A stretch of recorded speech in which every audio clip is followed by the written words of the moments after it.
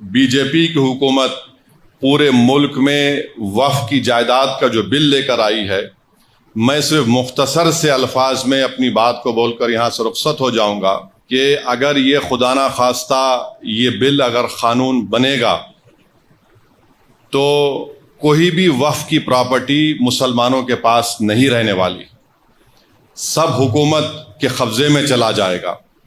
और जिस मंसूबाबंद तरीक़े से नरेंद्र मोदी की हुकूमत ने अपनी नफ़रत को इस क़ानून में जो शक्ल दी है कि मिसाल के तौर पर वे कहते हैं कि वक्फ बाय यूज़र ख़त्म कर दिया जाएगा।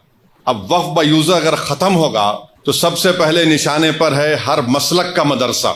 मदरसा किसी की ज़ाती मिल्कियत नहीं होती है, तो हर मसलक का मदरसा इनके निशाने पर है। बोलेंगे नहीं, अब वक्फ बाय यूज़र का क़ानून सेक्शन 3 को हमने ख़त्म कर दिया, अब हम तय करेंगे कि कौन उसका मालिक है। दूसरा, हैदराबाद की मक्का मस्जिद है, क़ानून ये बोल रहा कि रजिस्टर्ड डीड लेकर आओ आप। तेलंगाना में 33,000 के करीब वक्फ की जायदाद रजिस्टर्ड है।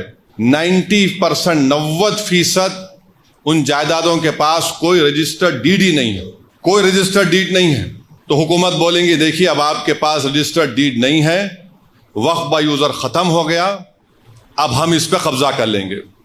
ख़बरस्तान है, ख़बरस्तान के कोई कागज़ नहीं है। खानखाएँ हैं, कोई कागज़ नहीं है। दरगाहें हैं, कोई कागज़ नहीं है। क्या है? वक्फ बाय यूज़र है। अगर वक्फ बाय यूज़र चला जाएगा तो ये सब ख़त्म हो जाएंगे, और ना सिर्फ ये ख़त्म हो जाएंगे बल्कि खुदा ना खास्ता जितनी मस्जिद की कमेटियां हैं उसमें भी वो लोग बोलेंगे कि हम बीजेपी के लोगों को कमेटी का मेंबर बनाएंगे। आप नमाज पढ़िए, इससे आपको क्या करना है। और ये बिल में यहां तक लिखा गया है कि इस अगर वो कानून बनेगा तो उसके रूल्स भी नरेंद्र मोदी दिल्ली में बैठ के बनाएंगे। उस बिल में यह भी लिखा गया कि अगर वक्फ बोर्ड किसी के खिलाफ एक्शन लेना है तो नरेंद्र मोदी से पूछना पड़ेगा।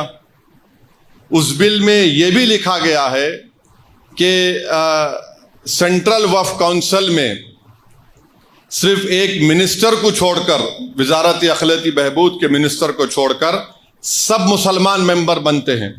अब उस बिल में कहा गया कि ये कम से कम 2 बनेंगे। अब हुकूमत 7 भी बना सकती। रियासती वक्फ बोर्ड में तमाम मेंबर मुसलमान होते हैं, तो नरेंद्र मोदी ने कह दिया कि नहीं, सिर्फ मुतवल्ली कैटेगरी के और म्युनिसिपल कॉरपोरेशन के जो पंचायत के लोग जीतते हैं 3 या 4 बनेंगे, बाकी तमाम के तमाम हम किसी गैर मुस्लिम को बनाएंगे। रियासती वक्फ बोर्ड में इलेक्शन होता था मुतवल्ली कैटेगरी का, बार काउंसिल के कैटेगरी का, एमएलए कैटेगरी का, एमपी कैटेगरी का, सब खत्म। हुकूमत उनको नामजद करेगी। और याद रखिए, मैं खुल के कह रहा हूं, इसके पीछे ये लोग भी हैं जो खत्म नबुव्वत के मुनकरीन हैं। ये शयातीन, ये गंदी नाली के कीड़े इसके पीछे हैं। इनका मकसद एक ही है कि किसी ना किसी तरह ये वक्फ के कानून को ख़त्म कर दिया जाए। तो इसमें बहुत सी शैतानी ताकतें मुलविस हैं।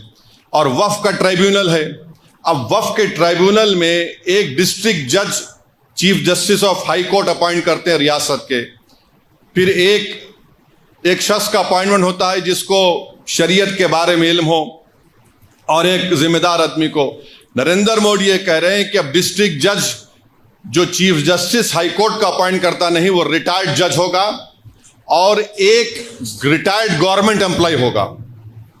मेरा जो मुशाहिदा है, जितने गवर्नमेंट के इस तरह के इंक्वायरी कमिटीज बनते हैं जिसमें रिटायर्ड जज होते हैं, एक रिटायर्ड गवर्नमेंट का सर्वेंट होता है। मिसाल के तौर पर बरसों पहले मुफ्ती गयास को मालूम होगा, 1996 में तालाब कट्टे में एक फायरिंग हुई थी जिसमें एक मासूम औरत फर्स्ट फ्लोर पे थी, शहीद हो गई थी।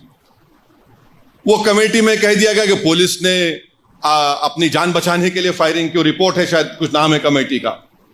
फिर मक्का मस्जिद की रिपोर्ट है, वो आज तक नहीं निकली।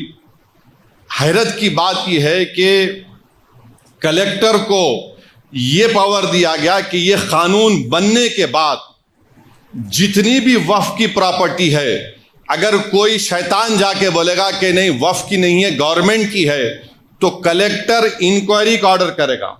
और कलेक्टर इंक्वायरी जब ऑर्डर करेगा तो कलेक्टर ये कहेगा कि तावख्ते इंक्वायरी मुकम्मल नहीं होती, ये वक्फ की प्रॉपर्टी नहीं रहेगी। अब कलेक्टर साहब बरसों इंक्वायरी करते रहेंगे, आपकी तो प्रॉपर्टी छीन ली गई। कैसे इंक्वायरी करेंगे? तो अंग्रेजी में इस्तेमाल किया गया what ever he deems fit, यानी वो जैसा चाहे इंक्वायरी कर सकते। कानून का एक बुनियादी उसूल है कि कोई भी अपने मसले में जज नहीं बन सकता, मगर कलेक्टर को अब मना रहे हैं। और फिर उस बिल में यह भी कहा गया कि जितनी जायदादें पर, वक्फ की जायदादों पर गवर्नमेंट काबिज में है, कलेक्टर उसका फैसला करेंगे। और गवर्नमेंट के हक में फैसला करेंगे तो कलेक्टर रेवेन्यू को बोलेगा, वक्फ बोर्ड को बोलेगा रिकॉर्ड सही करो, ये गवर्नमेंट की प्रॉपर्टी। तो ये मोटा मोटा इसमें ये बातें रखी गई हैं जो खतरनाक है, मैं बता रहा हूं आपको।